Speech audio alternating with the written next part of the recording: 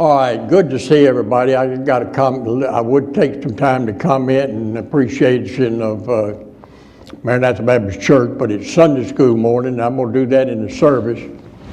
But we're on a time schedule this morning. By the way, what time somebody know exactly what time Sunday school ends? Is there a bell or? There's two bells. Two bells. Two bells. One bell and then the second bell. Okay. 9:45. If I don't hear them, y'all remind me, okay? My wife says I've got selective hearing. I don't know what that means, but something about I hear what I want to when she's talking to me and don't hear what I don't want to, so. Let's go ahead with just some basic fundamentals. I've taught this lesson here, but it was 2003. I know y'all could probably get up here and repeat it just about verbatim for what I taught it, but it has been a little while, so I thought it'd be good to go over it. It's not anything new to you. It's not anything you don't know. But sometimes we know some things and don't know exactly how they work. So if you open your Bible to Romans chapter 1, we're going to start reading in verse number 16. Romans 1, verse 16. While you're turning there, I'll kind of lay a little foundation. And there's a lot of discussion about this, not amongst Bible-believing independent Baptist people for the most part, but when you get out into some other areas, there's some strange thinking.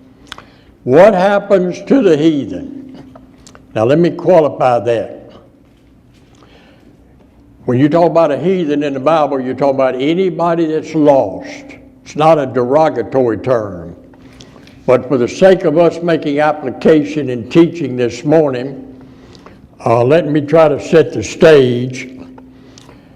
You and I are here this morning sitting on padded pews and walking on wall-to-wall carpet and got heaters. It's not like that in part of the world. And I'm going to, there's a lot of in between, but I'm going to an extreme. There are numbers of tribes of Indians in the Amazon basin jungle. Covers 1,500 square miles. There are about 500 or 600 tribes of Indians in that jungle. Ayore, Yuki, various ones.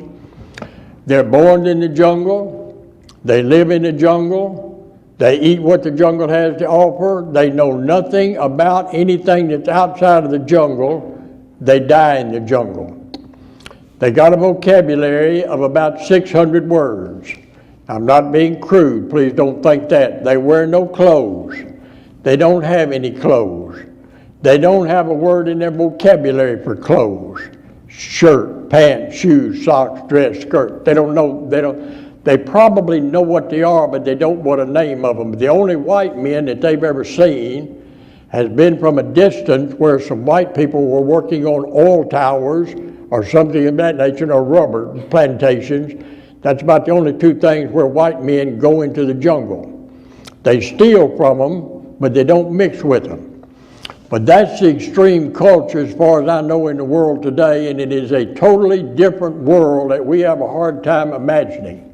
I've been there, I've visited with the IORAs, I've spent some nights and days out there and showed film and preached to them. Some of them have been reached, and thank God we were able to go out to a place called Puesto Paz with the IORA Indian and spend several days out there, a week and a half or so, and you learn a lot. Didn't learn much, but I learned a little bit. There are tribes that have been contacted, they've come in, and they have, many of them been saved, and they've got a church there, and sad to say, it would put our church to shame. It just tore my heart up, and I didn't mean to get into this, but I will just quickly. I'd been out there 3 or 4 days, and there were a couple of missionary families out there, built some stick houses, they were living out there, that's what we were staying in. And they had a church building, it's just 8 or 10 poles, thatch roof, dirt floor, that's it. But he said, Brother Gambrell, I want you, I was staying with him. We had covers over us and everything. We went to bed, said, I'm going to come get you about 5 o'clock in the morning. I said, I don't like to get up at 5 o'clock in the morning. He laughed. He said, I want to show you something. I said, I was kidding him. I said, okay. So we did, and we went out the side of his house before the Indians got up, before daylight, went out in the edge of the jungle, high, green, tropical jungle, 109, 112 degrees in the middle of the night. We got out of sight and sat out there in that thing, and he said, just watch. At about 5:30, just as the sun started to break, here come an Indian here, and an Indian here, and an Indian here, and they ended up with 15 or 18 of them out there in that, underneath of that grass thatch roof. And when they all got there, they said something. I didn't understand anything they said. But in a little while, they all laid down, face down in the dirt. And I could hear them crying and wailing and pleading and talking, and you could tell they were of a broken heart. And I said, Tim, what in the world are they doing? He said, they're praying for some of the Yukees and the different Indian tribes that they used to kill and do war with. They're praying that God would let them reach them with the gospel. And it was amazing to me, and I broke down and cried. And I thought, God, I'm ashamed of myself to come out here in the middle of a jungle, and these people are meeting at 5:30 in the morning, laying on their face in the dirt. They don't have anything to sit on. So it was amazing. But that's the culture. But those that have not been reached with the gospel, what happens to them when they die? You all know the answer. But there's a number of things going on out there. The question is, are they lost or are they saved? Do they go to heaven? Do they go to hell? There's a lot of philosophy today that says they're not saved, but they're safe. And when they get to heaven, they're going to be declared innocent because they are ignorant. See? And if that's true, then is there another way for a man to go to heaven other than hearing the gospel of Jesus Christ? No, there's not. But you would be amazed at some of what's going on, even in some of our what they call Bible colleges. I'm not being derogatory. It's not being derogatory to call a man by name and tell you what he believes. He just believes that. Billy Graham believes that. Billy Graham is in print saying, I don't care if they're Muslim or what they are. I believe if they're sincere in what they believe, they're going to go to heaven. That's contrary to the scriptures. Are they lost if they've never heard the gospel, they never heard the name Jesus Christ, don't know what a Bible is, never heard of a church, never heard of a missionary, don't know what a preacher, nothing. They have absolutely zero about Christianity. If they're lost and they have to spend eternity in a lake of fire and brimstone, is God fair? God's fair. I want to try to put together and answer that question for you today. That I don't know that you'll ever come up with it, but let's look in Romans chapter 1, verse 16. Now they said 2 bells ring, just so I can try to stay on course. What time are we through in here? 10:45. I got 2 people trying to tell me. 10:25. 45, okay. All right, I can do that. Chapter 1, verse 16, Paul is writing to the church at Rome. He said, For I am not ashamed of the gospel of Christ, for it is the power of God unto salvation to everyone that believeth, to the Jew first and also to the Greek. For therein is the righteousness of God revealed from faith to faith, as it is written, the just shall live by faith. For the wrath of God is revealed from heaven against all ungodliness and all unrighteousness. I put in the all because it applies. Unrighteousness of men who hold the truth in unrighteousness. Because that which may be known of God is manifest in them, for God has showed it unto them. For the invisible things you can't see God, but the invisible things of Him from the creation of the world are clearly seen, being understood by the things that are made, even His eternal power and Godhead, so that they are without excuse. I want to give you 4 things that I think we'll try to put them simplistic and in chronological order. And you can have a picture, and like I say, I'm sure everybody in here knows the answer to this. You don't believe that there's any way to go to heaven other than Jesus Christ.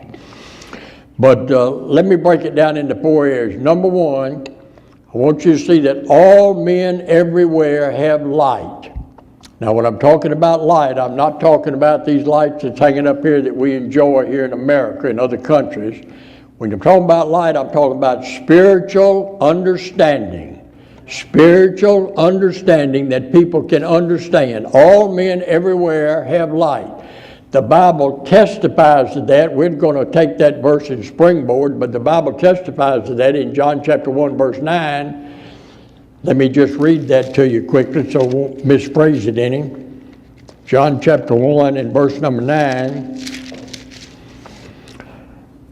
That was the true light which lighteth every man that cometh into the world. That should be enough said, but let me explain to you what Paul was talking about when he wrote this. He said, all men everywhere have light. Let's go back up to verse 18. Number 17. It says, the righteousness of God is revealed from faith to faith. That means from step to step, and we'll develop that a little later on. So the righteousness of God revealed, and it also says in verse 18, number 2, the wrath of God is revealed from heaven against all ungodliness, unrighteousness of men who hold the truth in unrighteousness. Then in verse number 19, Paul begins to tell us why the wrath of God is revealed against men that are living unrighteous and never trusted Christ. He said, because that which may be known of God is two things. He said it's manifest in them, number one. Number two said it has showed it unto them. Then in verse 20 he continues that and starts to explain why, how. He said, for the invisible things of him from the creation of the world are what? Clearly seen, and says they're being understood by the things that are made, even his eternal power, and that's talking about the creation power of God, and the Godhead, so that they are what? Without excuse. That means nobody will ever stand before God in eternity and say, you've got to let me come into heaven and you've got to declare me innocent based on the fact that I am ignorant. I've got an excuse. God said they are without excuse. Now, Paul said, let's take those two and we'll break them down as quickly as we can. Creation, he said, from the creation of the world, that testifies to any man. It doesn't matter if they're in Yorktown, Virginia, or the jungles of South America. God said the creation testifies to the eternal power of God and to his Godhead. What does that mean? That means if you walk outside of your house some morning, or an Indian in the jungles of South America walks out, and you pick up a rock or a stick or look at a tree or a blade of grass or a flower or a weed, it doesn't matter what it is, you pick up a rock and you turn it over, like, you know, we pick up things today that says made in China. You pick up a rock or whatever it is, anything in the realm of creation, and you look at it, it's got a stamp on it, indelible stamp. It says made by God. Made by God, made by God. Let me carry it a little further. Man has come a long way, too far probably, but we call it progress, I'm not sure. But he could go into his life. Y'all know what a butter bean, y'all know what butter beans are? You know, sometimes I'm preaching up in Minnesota, they don't know what a butter bean is up there. I have to change my whole vocabulary when I go up there sometimes. But down in the South, we got butter beans. Man could go into his laboratory, and there's no doubt in my mind he could make a butter bean. He could make it look exactly like a butter bean that God made. It would be designed the same, look the same, smell the same. If you wanted to cut it and taste it, it would taste the same. You could bring it in here and put it under a microscope, and every one of us in here could go by and look at it, examine it, pick it up, anything you want to. They could make it to the point that you and I couldn't tell the difference in one that God made and one that man made. But there is a test. Take it out in your backyard and dig a little hole and put one in the hole that man made and one in the hole that God made, and one of them's got an element called life. And man cannot duplicate that. That's right. As much as he's tried. That's just a simple illustration that most of us understand pretty well. let me go to Psalms chapter 19. And that even David, back as far as the book of Psalms, when he wrote the book of Psalms, he wrote this about creation. He said, the heavens do what? Declare the glory of God. Look around the universe. Look around the creation. The heavens declare the glory of God. The firmament shows his handiwork. Day unto day utters speech, and night unto night showeth knowledge. There is no speech nor language where their voice is not heard. Their line is gone out through all the earth, and their words to the end of the world. In them hath he set a tabernacle for the sun. God saying no man anywhere has got an excuse. He is without excuse because the creation of the world declares the glory of God. Read it in Psalm 19. That's true. Now, I'm not saying that an Indian in the South American jungle can look at creation and get saved. He cannot. But I'll deal with that when we get to the third step down here. There's a process that God goes through. I'm wanting us to understand this morning that God's fair. Every man has the opportunity to be saved. I don't care if he's in the jungle of South America or Memphis, Tennessee. But there's a process, and God works through that process. And you know, we got people today about creation. There's evolutionists and all that stuff. We hear all these stories. You go to college, and man, it's sad today. We go to all these colleges and everything, and they teach evolution. They defy the creative power of God and all that stuff. I never have studied deeply on evolutionists, but evolutionists have got a theory. You can write it down on paper.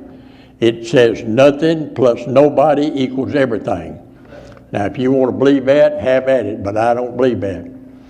God created the heavens and the earth, and they declare the glory of God, and some of these people they're just absolutely, been many years ago now, back when I was with Maranatha Baptist Mission, and that's been back before 1985. And somewhere I was talking to one of those evolutionists. He was educated, had a PhD. And we weren't arguing, we just got into it. I shouldn't have done this. You know, some of us Baptists are terrible. But I led him on. And he was telling me all about how evolution, how the world came into existence. I said, is that right? I said, man, that's interesting. I never heard that. I always thought God created the universe. Oh, no. And he went on and on. I said, tell me about it. And he went off telling me about it, and he kept on, and I kept leading him on. I shouldn't have. Please forgive me. But I said, well, where did all this start? And he said, well, he traced it back through the fish and the frogs and the tadpoles and all that stuff. And I said, man, that's interesting. Tell me some more. And he traced it on back into eternity past somewhere. And I said, well, where did it all start? Where did all this universe start? And he said, well, there was a microscopic being way back billions of years ago out there in space and all that thing. And he said, one day there was just a big poof. And there it was. I said, sir, if there was a big poof, there had to be a big poofer somewhere. And that ended our conversation. And I feel that way about it. I wasn't ugly to him, tried not to be. I laughed with him, and I said, I don't believe anything you said. I've heard all that before, but you got a watch right here? Got a watch? Y'all all got a watch? What would you think if you say, Brother Ernest, that's a nice watch you got. Where'd you get it? Well, I didn't get it. Where'd you buy it? Didn't buy it. Who gave it to you? Didn't get it. Nobody gave it to me. Where'd you steal it? Didn't steal it. You said, well, tell me something you got to watch. I said, well, you know how little boys are. Years and years ago, I was out playing. I was about 3 years old, and I found a rock out in the driveway, and it was pretty, and it was odd shape and everything. So I thought, man, that's interesting. I picked that rock up, took it home, put it in my play box, and I thought it was interesting. And I forgot about it, but a few weeks later, I was in there playing with my toy box and everything, and I remembered that rock, and I looked down there and picked it up. It wasn't a rock anymore. It was a piece of rusty iron, and I didn't know how that happened because I didn't have a PhD yet.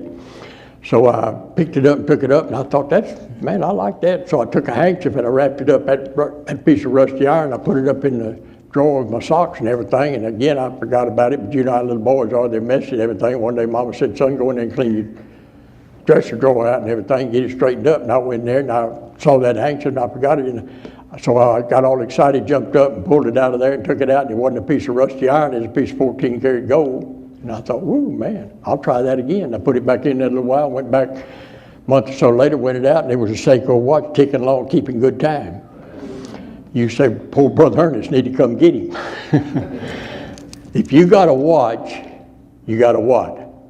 A watchmaker. If you got a creation, you got a creator. And God said, man is without excuse. The heavens declare the glory of God. Now the second thing Paul said, it is manifested in them. You say, what does it mean, manifested in them? Look down in Romans chapter 2 and verse 14.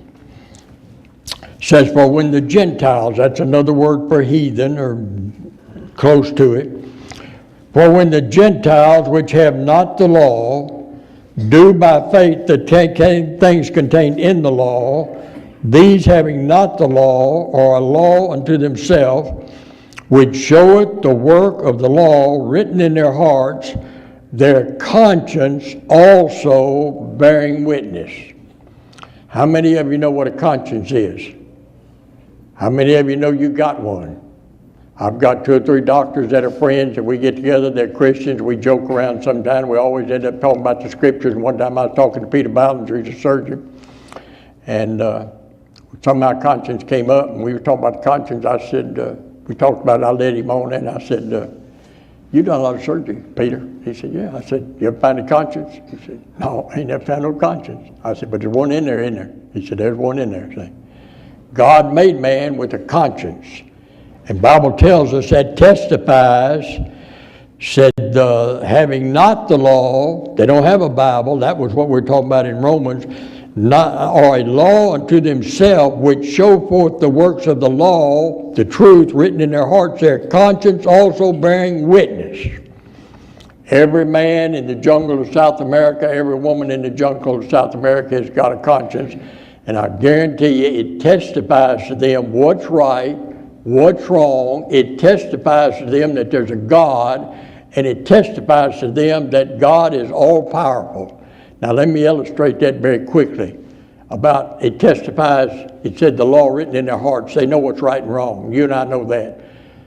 They never read a Bible. They never heard of a policeman. They don't know what law is. But it's in there. You say, how do you know? Amongst the IORA, the UK, the ALCA, and several others that I know of and been somewhat familiar with and visited, every tribe's a little different. Are y'all with me? They're out there in the middle of a jungle. They have common law marriages. They have those sorts of things. They have things that they belong, like a machete, because they stole it off of an oil camp somewhere to try to hunt with and all that stuff. They make bow and arrows. They have those. If one of those men in that tribe gets caught stealing another man's bow and arrow or machete or something that belongs to another member of that tribe, not outside of that, you know what they do? They cut his hand off. You know what? They don't have much stealing. If a man or a woman gets in an immoral situation with another man or woman in that tribe, and I'm talking about the IORA right now, that's where I was talking with them and got that. But if they get into an immoral situation with another woman or another man in their own tribe, that's very sacred to them. You know what they do to that man and that woman if it's consensual? They dig a hole, put them in there alive, and bury them. You know what? They don't have any immorality. Where'd they learn that? God puts it in there. You and I know when we do wrong. Doesn't nobody have, when you were, whatever you were, a year old, and you took a crayon and wrote all over the wall in there, nobody never told you what was right and wrong, but Daddy come in or Mama come in and jumped on you and say, did you write all over that wall? I said, no, ma'am. God puts it in there. And not only do they know right from wrong, we know that they know there's a God in heaven that's all-powerful by what they do. Nowhere has missionary, and I've been in touch with probably missionary enterprise around the globe. I hadn't been there, but I've been in touch and we talk, we meet. Everywhere that missionary enterprise has ever been and found people, you know what we find them doing? They do two things. Every one of them do two things. they worship something. They got a bird god. They worship trees. They worship rocks. One of them worshipped one in Brazil, the jungle, worshipped a python snake. They worship something. Who taught them that? God put it in them. Number two, they not only worship some type of God. There where I was with the IORAs, of course they were saved now, but they worship the bird gods. Once a year, all the IORAs quit doing their fighting of different tribes. They'd get together at a common place in the jungle. They'd clear out a big place, probably the size of this auditorium. They'd build a bamboo mat and put it on there, and they'd choose one little boy 2 years age of under. He would be their sacrifice for that year. They'd tie him alive on top of that mat and pole it up as high as they could, all the way up to the top of the trees. They'd go back to their camps where they lived, and they'd come back at an appointed time. I don't remember exactly what it was, but they take it down, and they believed that if the birds came and pecked that little boy's eyes and skin and bones, there wasn't nothing but a skeleton left, that their sacrifice had been accepted for that year, and they were safe until sacrifice time next year.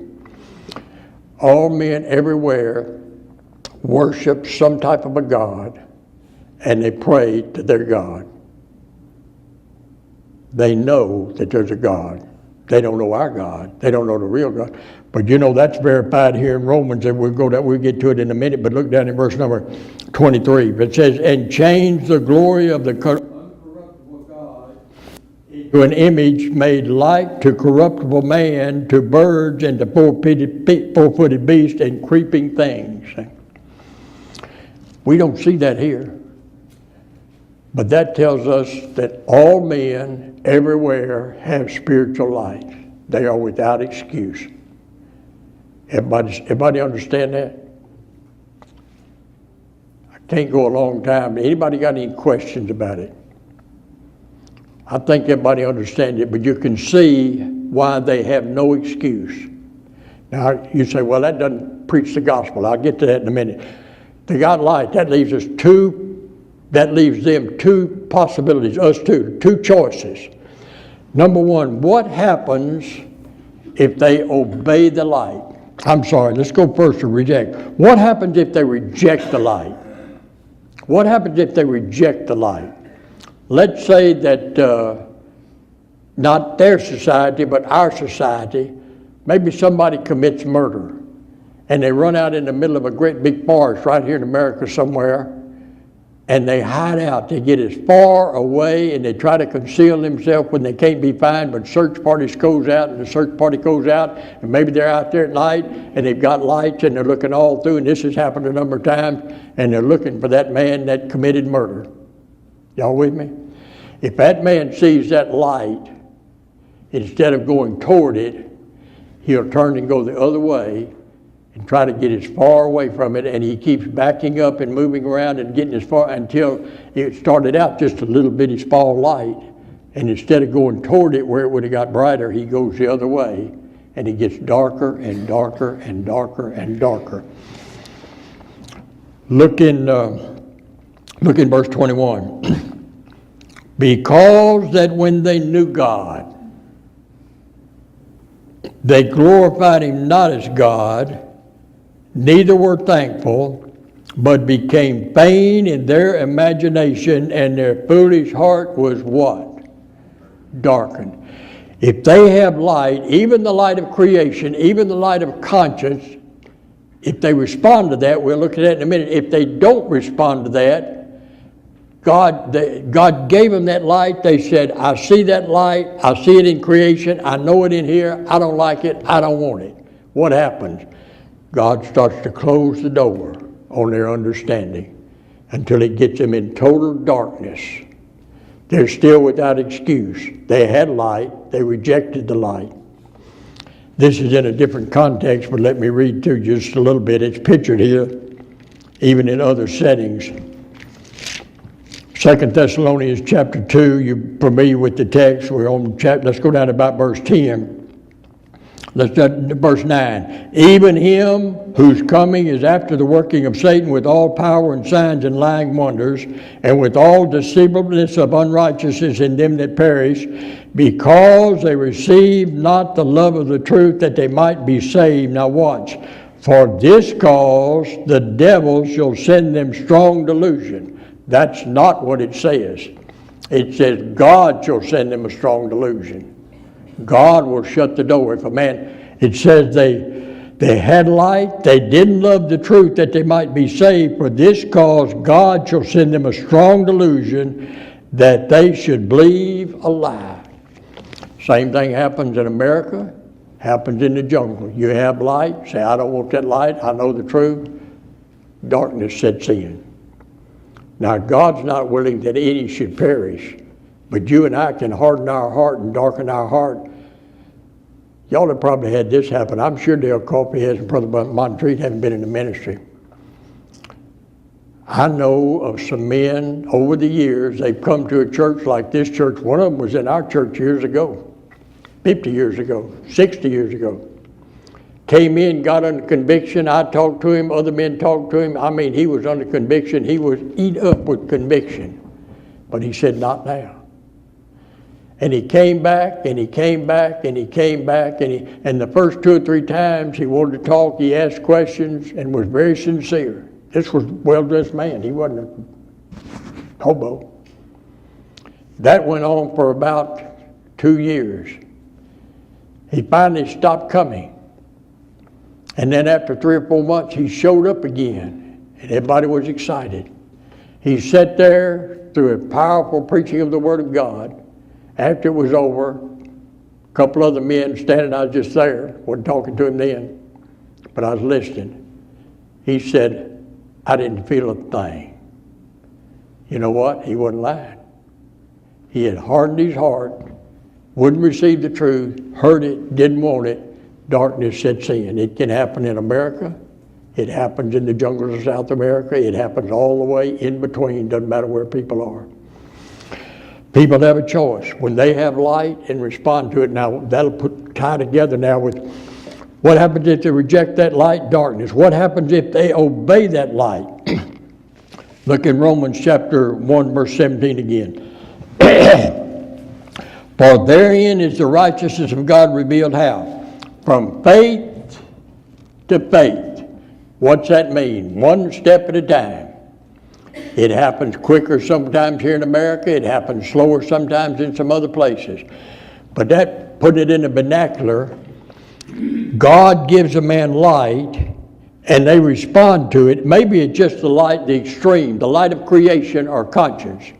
And a man responds to it and he takes a step of faith. That doesn't get him saved. But if a man is obedient to the light, the Bible says the light of God is revealed by faith, from faith to faith. He takes one step, God will give him enough light to at least take one more step. And he takes one more step, and obedient to that, God will give him enough light to take another step. Just stay right there just a minute. I'm going to Psalms chapter 36. Psalms chapter 36 and verse 9. For with thee is the fountain of light, in thy light shall we see light. God says from faith to faith. What did he say? The glory of God, the righteousness of God is revealed from faith to faith. You say, now does that happen? Absolutely. Now, again, I'm coming back to the tribal man in the jungle, but let's look just for illustration's sake so we'll know. Look over at Acts chapter 8. Acts chapter 8. Y'all are familiar with the Ethiopian eunuch. Here's a man in verse number 26, and the angel of the Lord spake unto Philip, saying, Arise and go toward the south unto the way that goeth down from Jerusalem unto Gaza, which is desert. And he arose and went, and behold, a man of Ethiopia, and an eunuch in great authority, under Candace, queen of the Ethiopians, who had the charge of all her treasure, and had come to Jerusalem for to worship. That was the center of worship there. This man had obeyed light, and he went up. He said, I've heard about this. I want to know. He was returning and sitting in his chariot with Isaiah the prophet. He had a scroll, apparently, the copy of Isaiah. That they didn't have the Bible today. He had been obedient to the light that he had. He had responded. Are y'all with me? Then the Spirit and was returning and sitting in the chariot, reading Isaiah the prophet. Then the Spirit said unto Philip, Go near and join thyself to this chariot. And Philip ran hither to him and heard him read the prophet Isaiah. And he said, Understandest what thou readest? And he said, How can I, except some man guide me? Philip opened his mouth in verse 35 and began at the same scripture and preached unto him Jesus. And y'all know the story. The man trusted Christ. He said, What does forbid me to be baptized? He said, Nothing. You received Christ by faith. And he baptized him. The man he didn't get saved by the light that he started out with. He didn't have enough. He hadn't heard the explanation. You can look over again in chapter 10. You're familiar with that. Cornelius, the man Cornelius. Chapter 10 and verse 1. There was a certain man in Caesarea called Cornelius, a centurion of the band of the Italian band, a devout man, and listen to this, one that feared God with all his house, which gave much alms to the people and prayed to God always. He had responded to all the light that he knew, but he was not saved. Y'all with me? Said he was better than most Baptists, feared God, gave tithes. Y'all supposed to laugh. Y'all know the story. God saw him. God saw he responded. God saw his heart was open. And he told him, basically, he said, send men down to Joppa and call for one Simon, whose surname is Peter. He lodged with one Simon, a tanner, whose house is by the seaside, and he shall tell thee what thou oughtest to do. He went down and he found Peter. Now, Peter was a good Baptist. He was up on the roof asleep.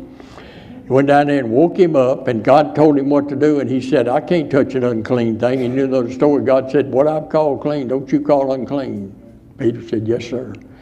And Peter went down and he preached to him. And if you go over to verse 34 in the same chapter, then Peter opened his mouth and said, Of a truth I perceive that God is no respecter of persons. And down in verse 36, the word which God sent unto the children of Israel, preaching peace by Jesus Christ. And he went on and he preached to Cornelius, and Cornelius and his whole house got saved. You see the step by step. He said, the righteousness of God is revealed from faith to faith.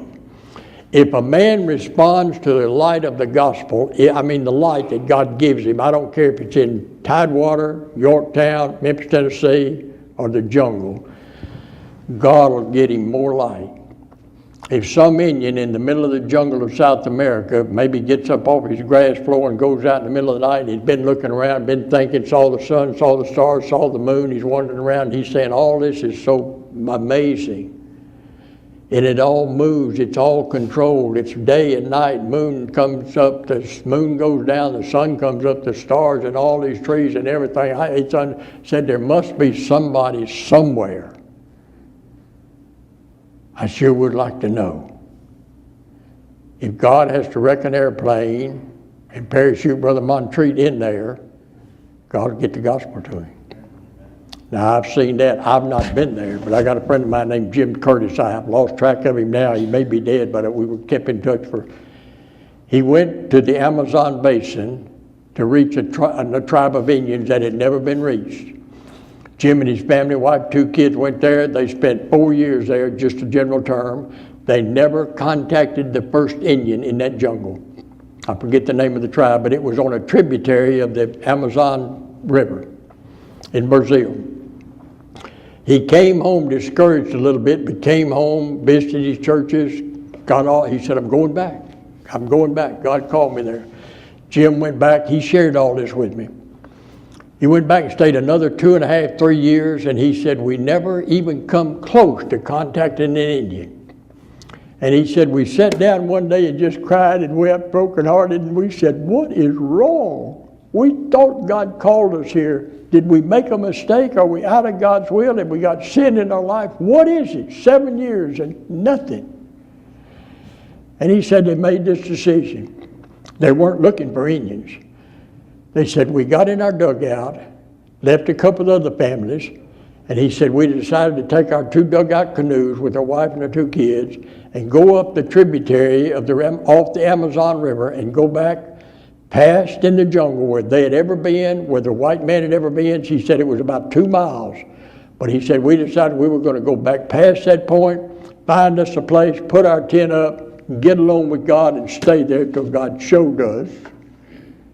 Were we out of God's will? What's wrong? He's brokenhearted.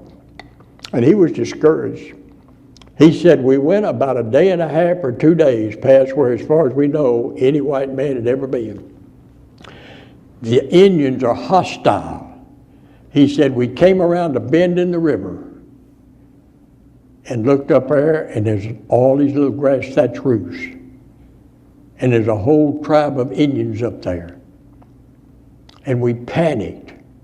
We thought we were dead. He said, but they came running down to the water's edge and they were smiling. They had a friendly look. And said they were waving at us. And said, God just gave us a peace. And we talked about it and we said, what have we got to lose? He said, so we pulled our dugouts, and these tributaries are huge bodies of water. They're not little creeks. Said we paddled over, we got up there and pulled out, and said they were all excited. They were all jumping up and down, waiting on us, and said apparently the leader of that tribe, I don't know what they call them, chiefs, but said he ran down when I got out of the boat and put his arm around me and gave me a brazo. They don't hug each other. They just do this on your back. And he said, I was shocked. I didn't know what to think. But he said they understood enough Portuguese, and we understood their broken language that we could communicate. And said after about 30 minutes of everybody going around giving, everybody in the tribe came and gave him a little pat. That's welcome. He said the tribe chief come up and walked to him and just stood right up in his face, and he said, tell us, are you the one that's come to tell us about the great God in the sky? And Jim said, we started crying. Said we pitched camp, and over the next few weeks we stayed there. We went back and got supplies. We came back. You have to build a vocabulary for them to preach the gospel. They don't know what gospel and salvation is. But said one by one started getting saved. He said before we left up there was 350 of them that had trusted Christ. Built us, and as far as I knew last time I talked to him, he said, Brother Gambrell, they're still there. In thy light. So is God fair? God's fair. It's all based on, the man says, I don't want to know, or I do want to know. And if he says, I do want to know, God will give you enough light. May take a process of time. To Jim, I said, Jim, you've been right with God. You've been up at the river 7 years ago. You know, we laughed about it. But I'm saying God got the light to those people. And they knew from creation. And they said, we want no more. God got it up there.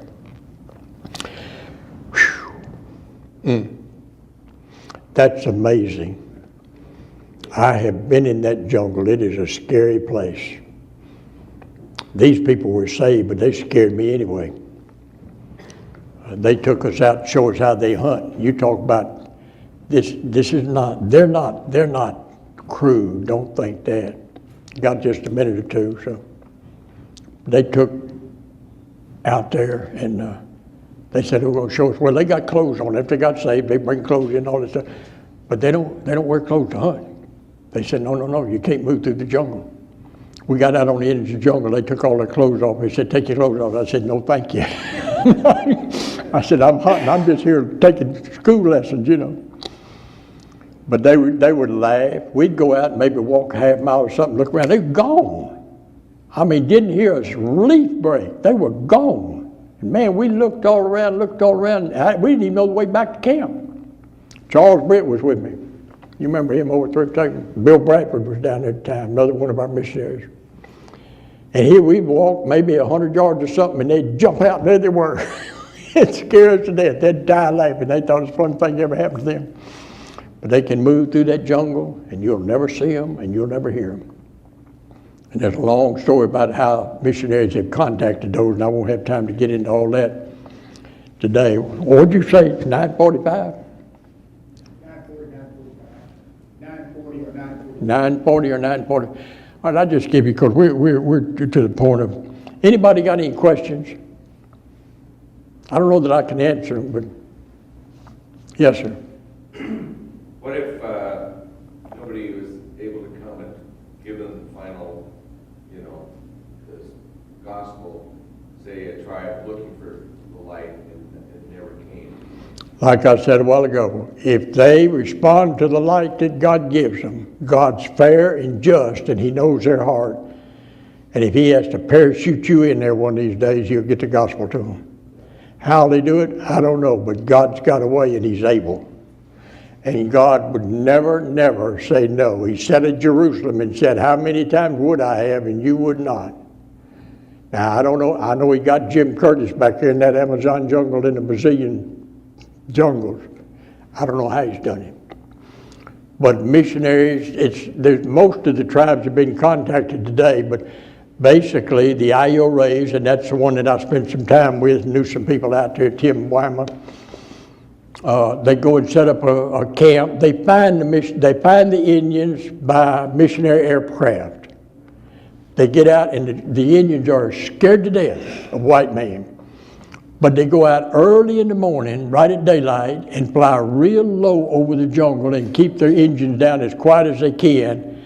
And they have spotted some movement, think they have, but they'll do that every morning until they see some smoke coming up out of the jungles, because every morning the Indians get up and make a fire and cook.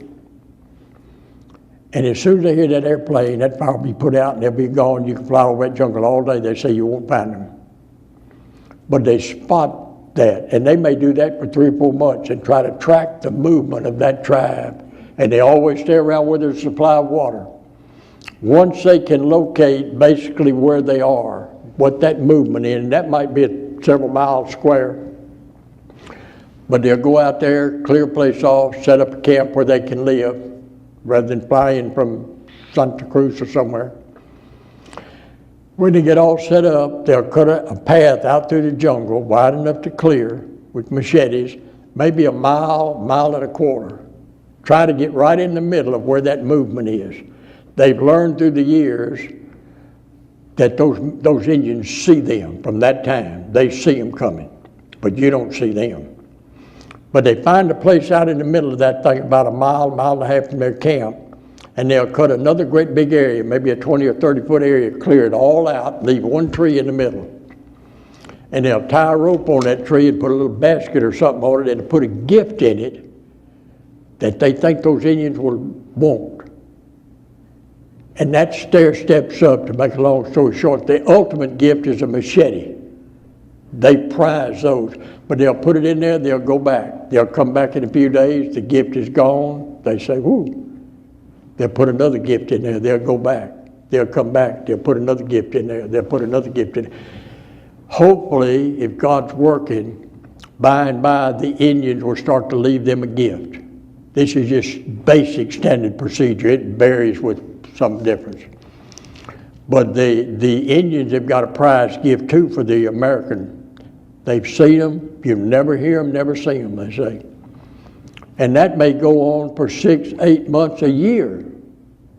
And then one day, when you show up and they've got a roasted monkey in the basket, that's the filet mignon of the jungle.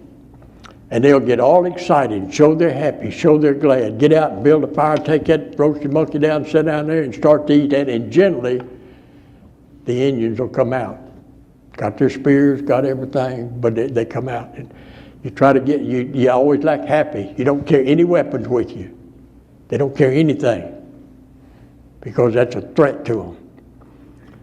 But with God's blessings, then they start to mix, they get to know each other, they form a friendship. That may go on and come back again. But as they're doing that, they've got a linguistics in the crowd that records everything. They've got a language that nobody understands. So like in Spanish, most of them speak Spanish, but the IOAs, all the Indians have their own dialect. So when they engage them in conversation without letting them know it, they're recording that conversation, and they'll go over to a tree and they'll say, tree, tree, tree, tree, and they'll say, arbol, arbol, arbol, tree, tree, arbol. They'll get all that down. And then linguistics, and I won't go into that, but the E is the most used word in the vocabulary, and the T is the next, and the I is the next, and these linguistics know how. Then they start to build a language. Once they build a language, they start to create words, because they don't have a word for Jesus, Bible, salvation, heaven. They don't have those words. So they have to start to build that. I was sitting in, just to give you an example, I was sitting in with the group of them that was doing some translations, and they were on Isaiah 53, if I remember right, where it says, "Oh, your sins be as scarlet, they shall be as white as snow." Y'all familiar with that verse? Though your sins be as scarlet, and they were trying to, you have to translate that. Now, I believe in the King James, but we're in the jungle of South America. You know how they ended up? I sat there and listened. I wasn't a contributor, but they ended up, you got to go to what the jungle people know. They translated it, "Though your sins be red like the setting sun, they shall be made white like the goat's milk." That's the reddest thing the Indian knows in the jungle. The goat's milk is the whitest thing they know. They never heard of snow in their life. So they work that up, and by they get a vocabulary, they spring the gospel, they preach the gospel, they share the gospel. Some of them get saved. Some of them get saved. That's in brief, if you got any questions, but let me just bring it to a close here. And just a point for you and I. Changed my life when I went there, and I've been to a number of countries. But that's the most extreme. How many of us today can raise our hand and say, "I picked where I was going to be born"? Before I was born, I looked around and I looked at all the places I could have been born, and I said, the United States, boy, they got everything. I mean, there's a plentiful supply, make good money, live in a nice house, got all the convenience of life. We can't say that, can we? We can't say that. That became real to me. I knew that, but it became real to me that first day that I was in the jungle. We'd flown in that little old 206 Cessna, and there was 31 new Indians that had just come in. They weren't saved. They'd just come in. The IRAs had reached them, and that's a long story. I ain't got time for that. But they had come in, and they were there on that camp. And the leader of that was a little Indian fella. I don't know how old he was. He looked to be 30, but he's probably 60. But he had a common law wife and 2 kids. His name was High Boy. And they introduced me to High Boy. And they come up and they look in your ears. They look in your mouth. I said, "What in the world are they doing?" They said, "They're wanting to see if you're made like they are." They're curious because they'd not seen white people. But I stood there that day, and they were squatted down in the dirt, just him and his wife and 2 little kids. Haired and matted, never had a bath in their life. They stunk. They had sores all over them. They were dirty. They were nasty.